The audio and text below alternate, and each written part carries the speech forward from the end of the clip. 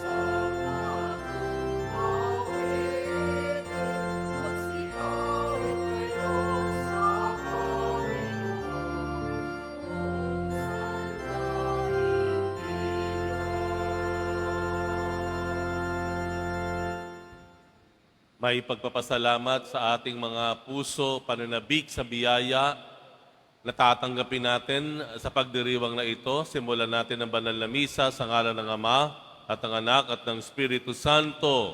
Amen. Ang pagpapala ng ating Panginoong Hesukristo, ang pag-ibig ng Diyos Ama at ang pakikipagkaisa ng Espiritu Santo naway sumainyong lahat. At sumaiyo rin. Mga minamahal kong mga kapatid, hinihingi ng tawag ng kabanalan na suriin muna natin ang ating mga sarili bago tayo makitungo sa ibang tao. Sa ating kasalukuyang pamumuhay kung saan tila sanay na tayong punahin ang lahat ng ating nakikita at naririnig, inaanyayahan po tayo ng Panginoon na magpigil at pagnilayan kung paano tayo dinadala ng ating kapabayaan patungo sa ating pansariling kasiraan. Sa misa pong ito, ialay natin ang ating mga sarili at hilingin sa ating Panginoong Hesukristo ang isang mapagpatawad at mapayapang sarili na siyang magiging pagkakakilanlan natin bilang kanyang mga tunay na alagad. Upang tayo maging marapat gumanap sa banal na pagdiriwang, aminin po natin at pagsisihan ang ating mga nagawang kasalanan.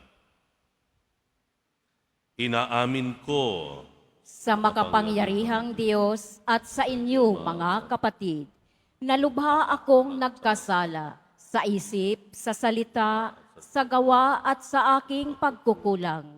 Kaya isinasamo ko sa mahal na Birhing Maria, sa lahat ng mga anghel at mga banal, at sa inyo, mga kapatid, na ako'y ipanalangin sa Panginoong ating Diyos. Kaawaan tayo ng makapangyarihang Diyos, patawarin tayo sa ating mga kasalanan at patnubayan tayo sa buhay na walang hanggan. Amen. Panginoon, kaawaan mo kami. Panginoon, kaawaan mo kami. Kristo, kaawaan mo kami. Kristo, kaawaan mo kami. Panginoon, kaawaan mo kami. Panginoon, kaawaan mo kami.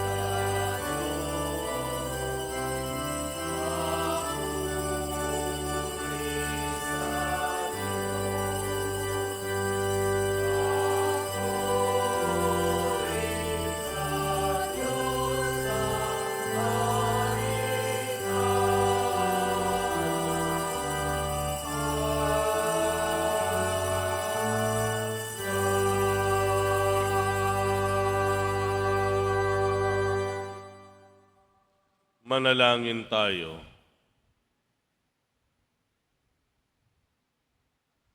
Ama naming makapangyarihan, ipagkaloob mong maitaguyod ang sanlibutan sa matiwasay na pag-iral ayon sa layunin mo para sa aming kapakanan, sa pagsamba sa iyo ng may panatag na kalooban. Sa pamamagitan ni Hesukristo kasama ng Espiritu Santo, magpasawalang hanggan. Amen. Magsiupo muna ang lahat.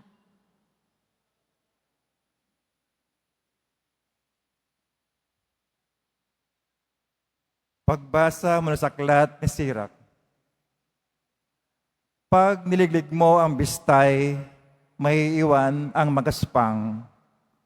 Pag ang tao'y nagsalita, kapintasay lumilitaw. Ang gawa ng magpapalayok ay sa horno na susubok.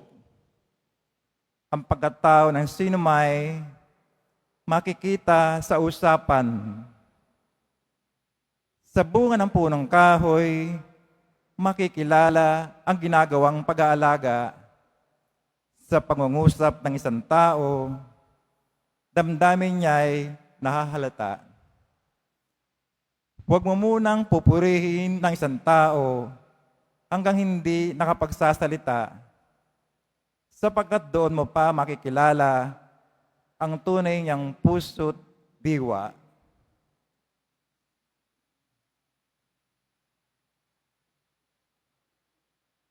Ang salita ng Diyos. Salamat sa Diyos. Totoong kalugod-lugod ang magpasalamat sa Diyos. Totoong kalugod-lugod ang magpasalamat sa Diyos. Ang magpasalamat sa Panginoon Diyos ay mabuting bagay. Umawit na lagi, puri ng ngalang katas-taasan. Pag-ibig niyang wagas ay dapat ihayag kung bukang liwayway. Pagsapit ang gabi, ang katapatan niya'y ihayag din naman. Totoong kalugod-lugod ang magpasalamat sa Diyos. Katulad ang palma, ang taong matuwid, tatatag ang buhay, para mga sedro, kahoy sa Libano, lalagong mainam. Parang punong kahoy, na doon natanim sa tahanan ng Diyos, sa banal at templo, ito ay lalago na nakalulugod. Totoong kalugod-lugod ang magpasalamat sa Diyos. Tuloy ang pagbunga kahit ang punong ito ay tumanda, lunti at matatag, at ang mga dahon nito ay laging sariwa. Ito'y patotoo na ang Panginoon ay tunay na matuwid, siya kong sanggalang, matatag na batong walang bahid, dungis. Totoong kalugod-lugod ang magpasalamat sa Diyos.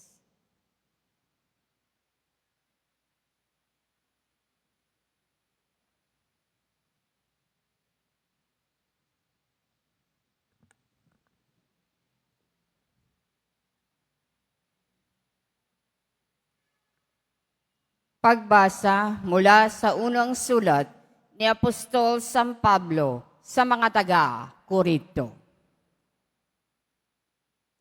Mga kapatid, kapag napalitan na ng walang pagkabulok ang nabubulok at napalitan na ng walang kamatayan ang namamatay, matutupad ang nasasaad sa kasulatan.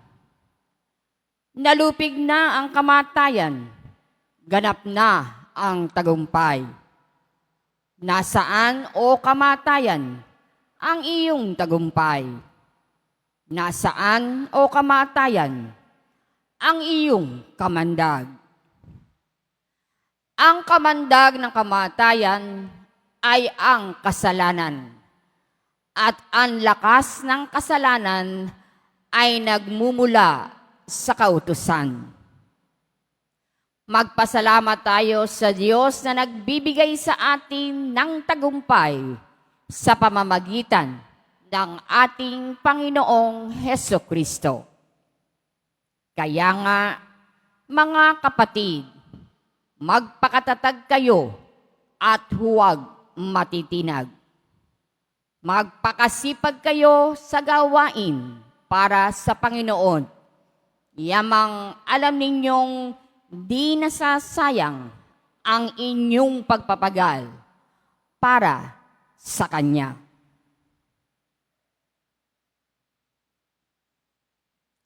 Ang salita ng Diyos. Salamat sa Diyos. Magsitayo na po ang lahat.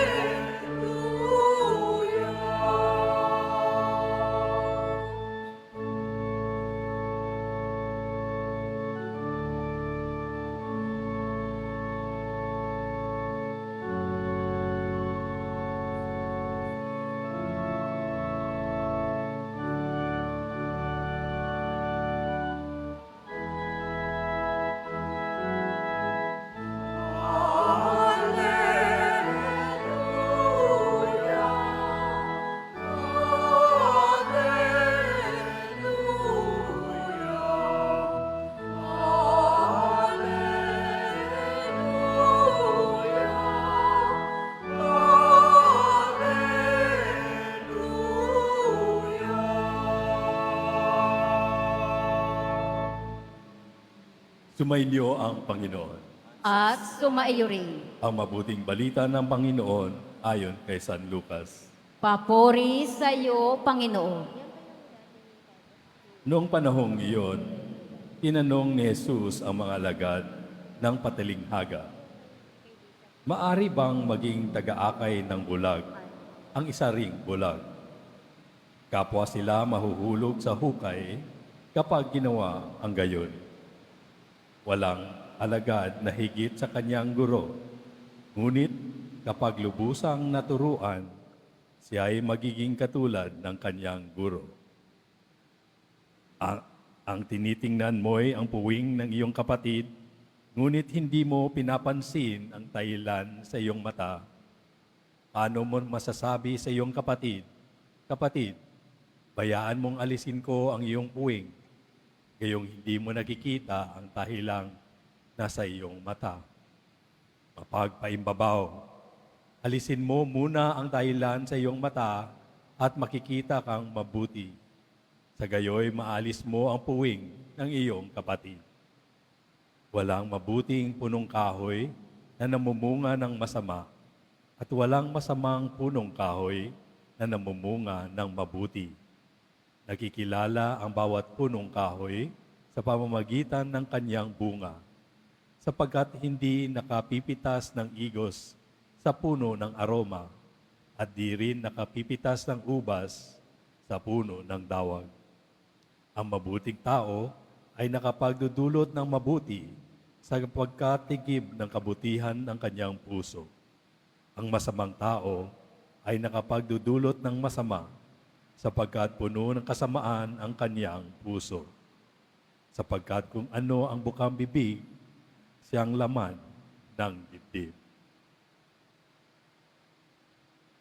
Ang mabuting balita ng Panginoon. Pinupuri ka namin, Panginoong Hesus Kristo. Magsiupo muna ang lahat. Magandang umaga po sa lahat. Mapapansin natin pag tayo'y tumalakad kahit saan, nakikita natin ang daming mga posters, mga tarpaulin, mga advertisement, kasi alam natin, malapit na yung eleksyon, di ba?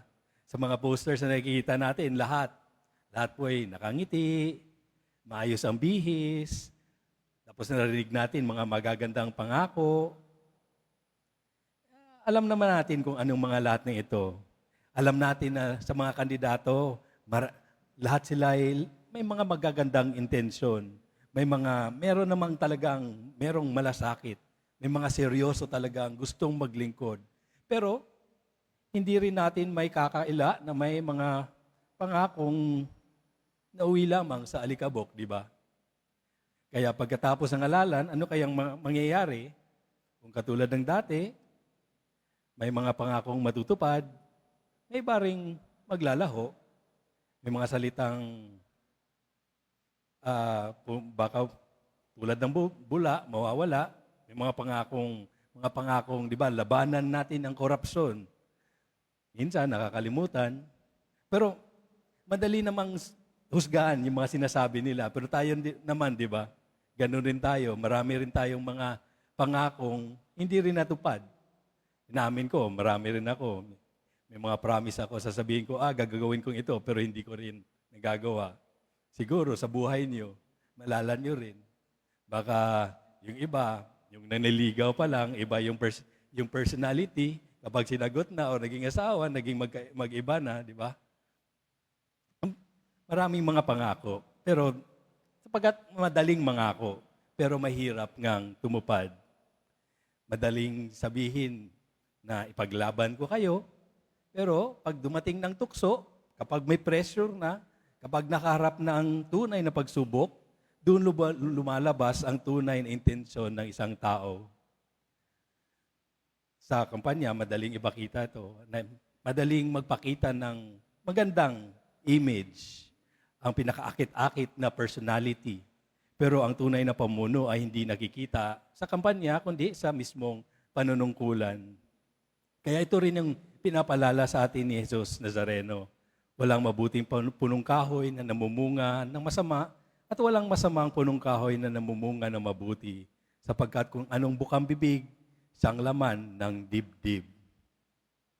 Hindi ang panlabas na anyo po ang mahalaga, kundi hindi ang kasuotan, hindi ang ganda ng pananalita, hindi ang husay ng pangangampanya, kundi kung ano po ang nasa loob. Dahil ang tunay ng pagkatao ay lumalabas sa gawa at hindi lang po sa salita. Naalala ko may isang manunulat at guro, yung pangalan si Stephen Covey. Parang nag-distinguish niya yung kakaibahan ng personality sa yung character. Yung personality daw, ito yung mga nakikita sa labas. Pero usually, tayo ngayon, focus natin ayusin yung personality ng tao. Ito daw sa mga, iba, punta tayo sa mga national bookstore or kung meron pa bang, or fully book, meron pa bang ganun, sa mga self-help, usually how to develop yourself, how to develop your personality. Pero dati daw, yung emphasis ay more on sa karakter ng tao, kung ano po yung nasa loob. Kung naalala, yung sinabi pa ni Covey na yung personality daw ay at saka character parang yung isang iceberg. Kung naalala niyo yung movie dati na Titanic, kung saan nabangga niyo yung iceberg, yung tip lang, yung nakalabas na tubig, maliit lang yan na parte. Yun daw yung personality. Pero yung mas malaki, yun yung sa ilalim ng tubig. Yun daw yung character. So yung dapat po natin ma-develop ay hindi lamang yung personality. Importante yun. Paano magbihis, paano mangiti. Although madali rin yung baguhin, pero pag may pressure na, yun din yung nawawala.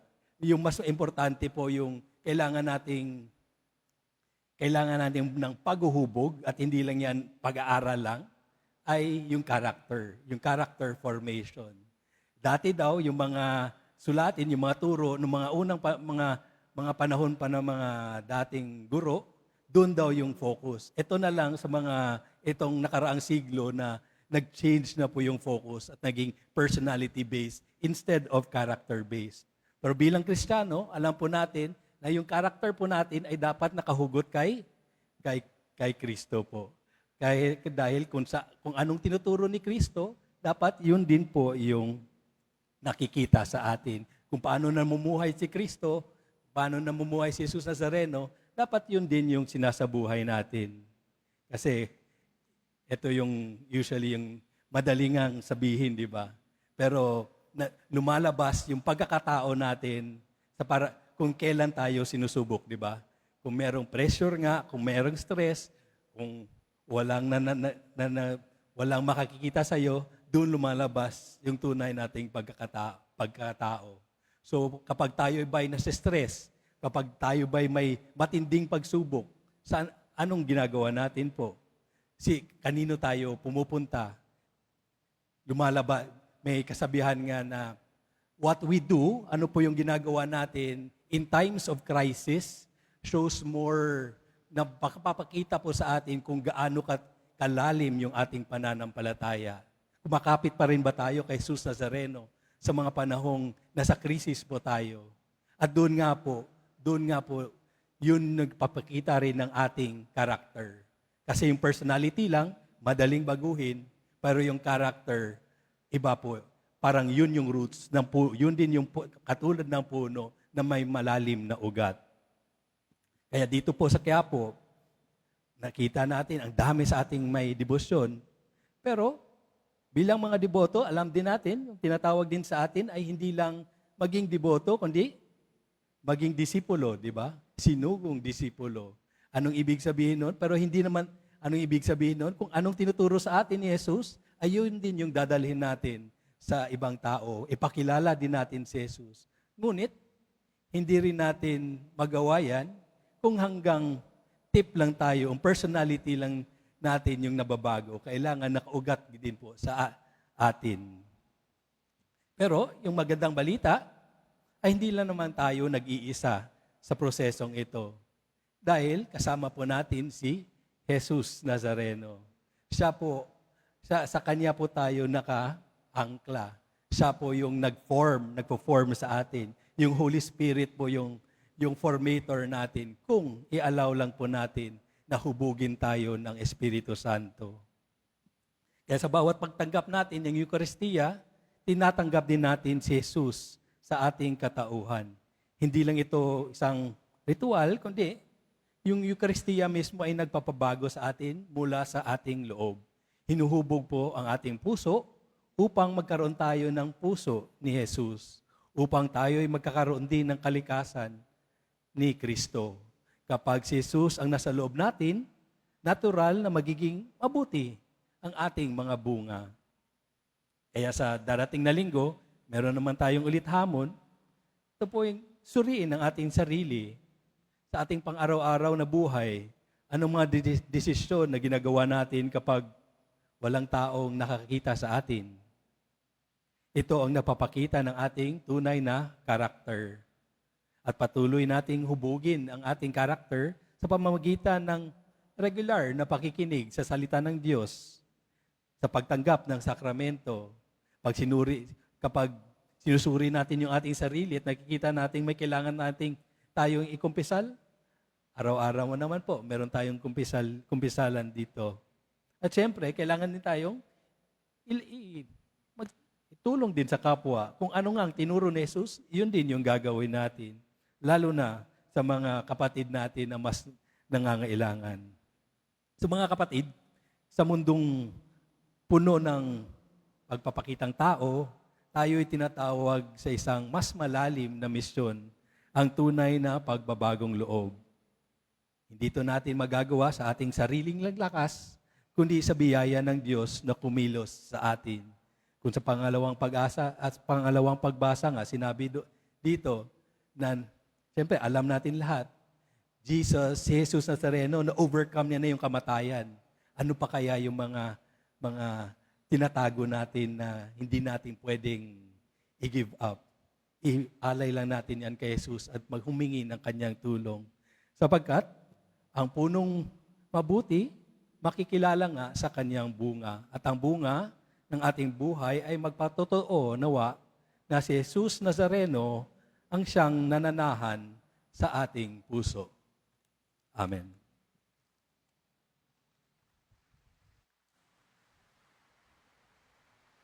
Magsitayo na po ang lahat. Sumasampalataya ako sa Diyos Sa Diyos amang makapangyarihan sa lahat, na may gawa ng langit at lupa. Sumasampalataya ako kay Hesu Kristo, iisang anak ng Diyos, Panginoon nating lahat. Nagkatawang tao siya lalang ng Espiritu Santo, ipinanganak ni Santa Mariang Birhen, Pinagpakasakit ni Poncio Pilato, ipinako sa krus, namatay, inilibing. Nanaog sa kinaroroonan ng mga yumao. Nang may 3 araw, nabuhay na maguli. Umakyat sa langit. Naluluklok sa kanan ng Diyos amang makapangyarihan sa lahat. Doon magmumulang paririto at huhukom sa nangabubuhay at nangamatay na tao.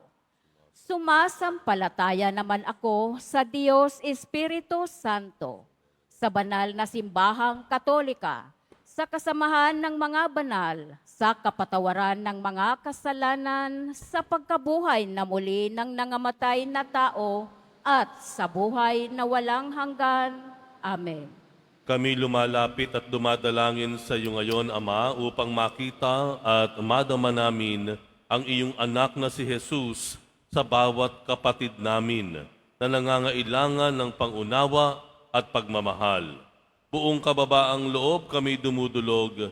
Panginoon, dinggin mo ang aming panalangin. Panginoon, dinggin mo ang aming panalangin. Maging tunay na lingkod at pastol nawa ang aming Santo Papa, mga obispo, pari at diakono upang maakay nila ang bawat binyagan tungo sa Diyos sa pamamagitan ng kanilang pag-unawa at pakikinig. Manalangin tayo. Panginoon, dinggin mo ang aming panalangin. Maging mabuting tagapagtaguyod nawa ang bawat lingkod bayan ng talento at potensyal ng bawat mamamayan tungo sa pag-unlad ng mga pamayanan. Manalangin tayo. Panginoon, dinggin mo ang aming panalangin. Patuloy nawang maging masigasig ang mga doktor, nurse, at mga social workers sa paglilingkod sa mga kapatid nating may sakit, may kapansanan, mga matatanda, at iba pang mayroong matinding pinagdaraanan sa buhay. Manalangin tayo. Panginoon, dinggin mo ang aming panalangin. Huwag nawa kaming magkaroon ng talaan ng masasamang gawain at kasalanan ng aming kapwa. Sa halip ay makapamuhay kami na may pasensya, pag-unawa, at pagmamahal sa bawat isa. Manalangin tayo. Panginoon, dinggin mo ang aming panalangin. Sa pamamagitan ng mahabaging pagliligtas ng iyong anak na si Jesus, makapasok nawa sa iyong kaharian ang mga kapatid naming yumao. Manalangin tayo. Panginoon, dinggin mo ang aming panalangin. Sa ilang sandali ng katahimikan, ating ipanalangin ang iba pang mga pangangailangan ng ating pamayanan, gayon din ang mga intensyon na inaalay sa ating misa sa araw na ito, at isama rin natin ang ating mga pansariling kahilingan. Sa natatanging paraan, ipanalangin din po natin ang kagalingan, ang kalusugan ng ating mahal na Santo Papa Francisco. Panalangin din po natin ang intensyon ng ating Obispo Jun Sescon sa pagsisimula niya ng kanyang bagong misyon sa Diocese ng Balanga sa Bataan. Manalangin tayo. Panginoon, dinggin mo ang aming panalangin. Ama, bigyan mo kami ng pusong mapagpatawad upang maging daan kami ng iyong kapayapaan at pagkakasundo alang-alang kay Kristong aming Panginoon. Amen. Magsiupo muna ang lahat.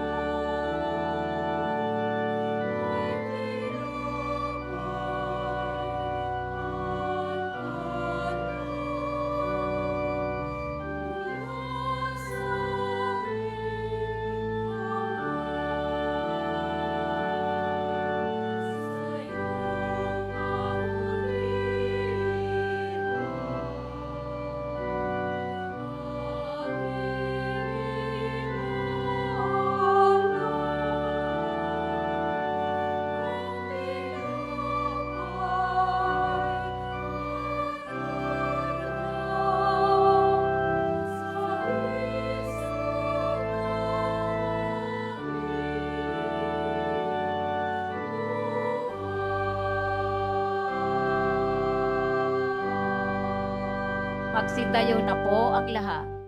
Manalangin kayo mga kapatid upang ang paghahain natin ay kalugdan ng Diyos sa mga makapangyarihan.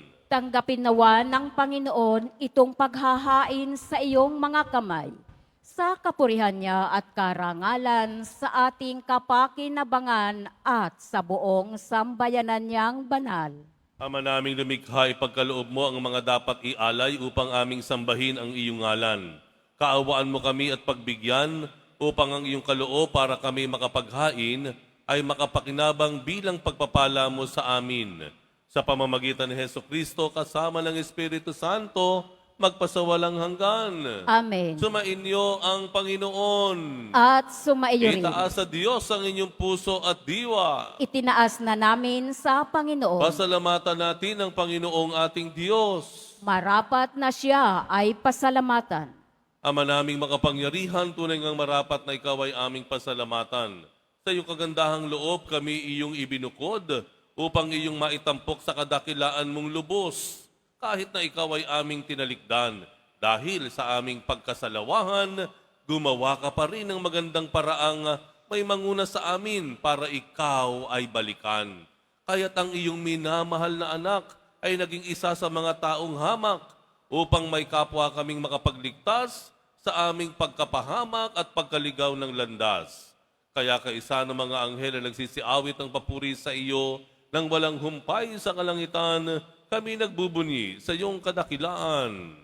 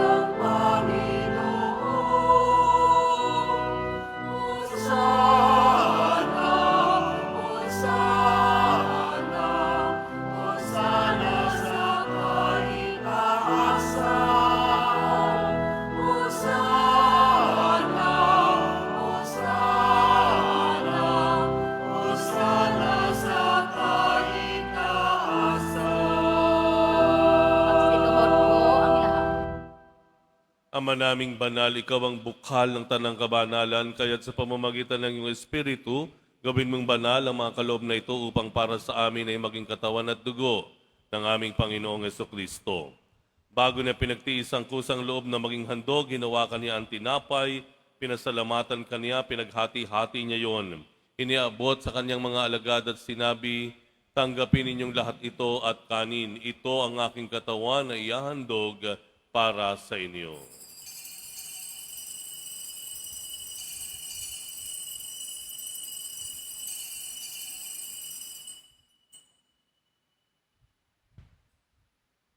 Gayun din naman nung matapos ang hapunan, hinawakan niya ang kalis, muli kaniyang pinasalamatan, iniabot niya ang kalis sa kaniyang mga alagad at sinabi, tanggapin ninyong lahat ito at inumin, ito ang kalis ng aking dugo, ng bago at walang hanggang tipan ng aking dugo na ibubuhos para sa inyo at para sa lahat sa ikapagpapatawad ng mga kasalanan. Gawin ninyo ito sa pag-alala sa akin.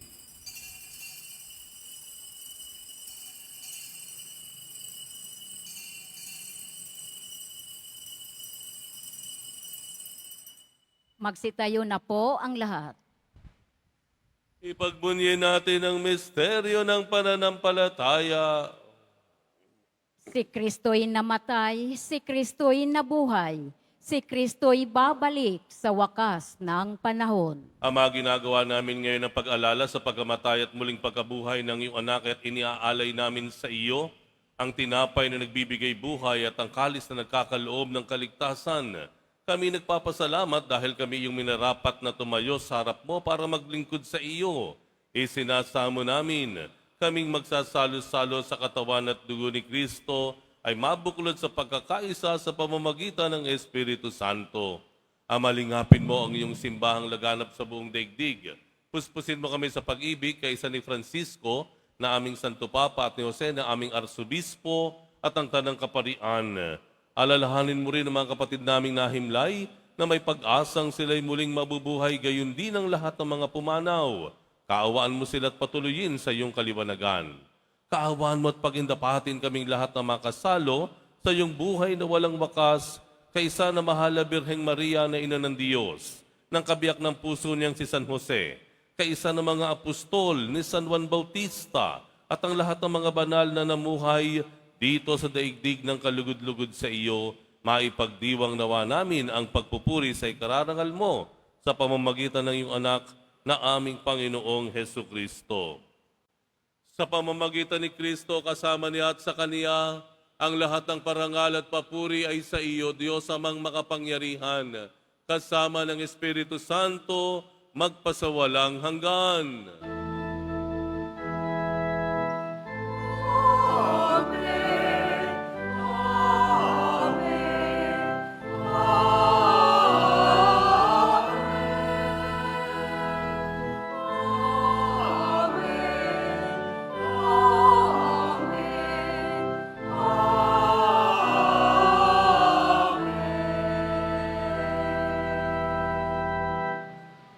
Idalangin po natin ang kaharian ng Diyos ay mapasa atin at ang kanyang kalooban ay magawa nating sundin. Ama namin,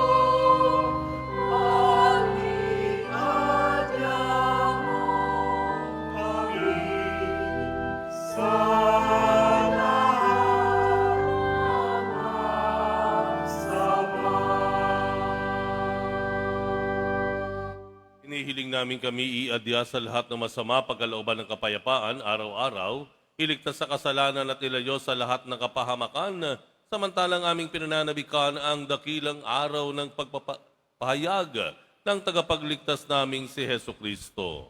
sapagkat iyo ang kaharian at ang kapangyarihan at ang kapurihan magpakailanman. Amen. Panginoong Hesu Kristo, sinabi mo sa iyong mga apostol, kapayapaan ang iniiwan ko sa inyo, ang aking kapayapaan ang ibinibigay ko sa inyo. Tunghayan mo ang aming pananampalataya at huwag ang aming pagkakasala. Pagkalooban mo kami ng kapayapaan at pagkakaisa ayon sa iyong kalooban, kasama ng Espiritu Santo magpasawalang hanggan. Amen. Ang kapayapaan ng Panginoon ay laging sumainyo. At sumaiyo rin. Magbigayan kayo ng kapayapaan sa isa't isa. Kordero ng Diyos na nag-aalis ng mga kasalanan ng sanlibutan, maawa ka sa amin. Kordero ng Diyos na nag-aalis ng mga kasalanan ng sanlibutan, maawa ka sa amin. Kordero ng Diyos na nag-aalis ng mga kasalanan ng sanlibutan, ipagkaloob mo sa amin ang kapayapaan. Magsiluhod po ang lahat.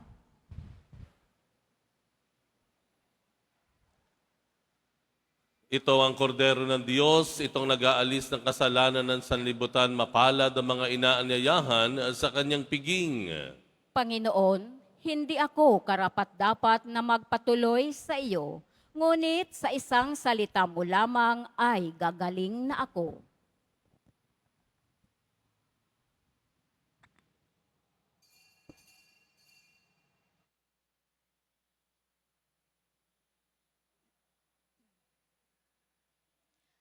Para sa lahat ng tatanggap ng banal na komunyon, sasagot po tayo ng amen. Pagkasabi ng pari o ng lay minister ng katawan ni Kristo.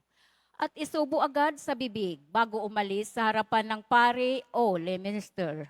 Magsunod po tayo.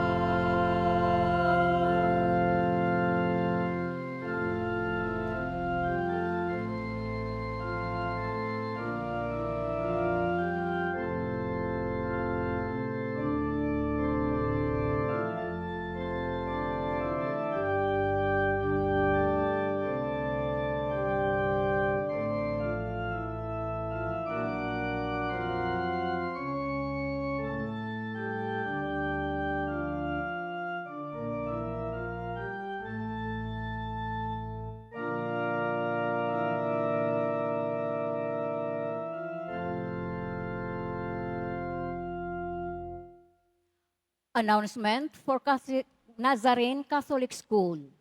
Ang Nazarene Catholic School ang paaralan ng Basilica Minor at Pambansang Dambana na Jesus Nazareno ay tumatanggap ng mag-aaral mula preschool hanggang senior high school para sa school year 2025 to 2026. Sa mga mag-aaral na papasok para sa grade 1 at grade 7, ang paaralan po ay magbibigay ng libreng mga libro sa darating na pasukan. Mayroon din pong academic discount sa mga mag-aaral sa kabilang sa top 10 na papasok ng grade 1 at grade 7. May matatanggap na 13,000 ESC subsidy ang mga grade 7 na patuloy na matatanggap hanggang sa sila ay makarating ng grade 10. Bukod po dito, ang lahat ng mga mag-aaral na papasok bilang grade 11 mula sa public school ay maaari pong mag-enroll ng libre at wala nang babayaran hanggang sa siya ay matapos ng senior high school. Para sa karagdagang impormasyon, tulong pang-edukasyong, pinansyal deskwento at mga scholarship, maaari kayong mag-message ng The Nazarene Catholic Schools Facebook o tumawag sa mga sumusunod na numero na nakapaskil sa ating LED screens. Pagkatapos ng misa, wiwisikan po ang lahat ng banal na tubig. Pinakikiusapan ang lahat na manatili lamang muna sa inyong mga lugar. Tanging sa Quezon Boulevard o sa Plaza San Juan lamang ang labasan ng lahat. Sumunod po tayo. Maraming salamat po sa inyong pagdalaw at pagsisimba sa Basilica Minor at Pambansang Dambana na Jesus Nazareno. Magsitayo na po ang lahat. Manalangin tayo. Ama naming mapagmahal, kaming iyong pinapakinabang ay iyong kaawaan upang ang aming pinagsaluhan ay magdulot ng aming pakikilahok sa iyong buhay na hindi matatapos. Iniluluhog namin ito sa pamamagitan ng Jesucristo kasama ng Espiritu Santo magpasawalang hanggan. Amen. Sumainyo ang Panginoon. At sumaiyo rin. Mahal na poong Jesus Nazareno, inihayag mo sa pamamagitan ng krus ang walang maliw na pag-ibig ng Diyos sa sangkatauhan. Pakinggan mo ang kahilingan lalo na para sa mga nangangailangan ng iyong tulong at awa. Makamtan nawa namin ang iyong kasagutan na may utang na loob na tinatanaw. Basbasan din po ninyo itong mga imahen at dasalan upang lalo kaming manalangin at magtiwala. Sa pamamagitan ng bendisyon na ito, naway lalo kaming maging mapaglingkod, masunurin at tapat sa iyo na aming maluwalhating Panginoon, magpasawalang hanggan. Amen. At pagpalain kayong lahat ng makapangyarihang Diyos, Ama at Anak at Espiritu Santo. Amen. Humayo kayong taglay ang kapayapaan ng Pong Jesus Nazareno. Salamat sa Diyos.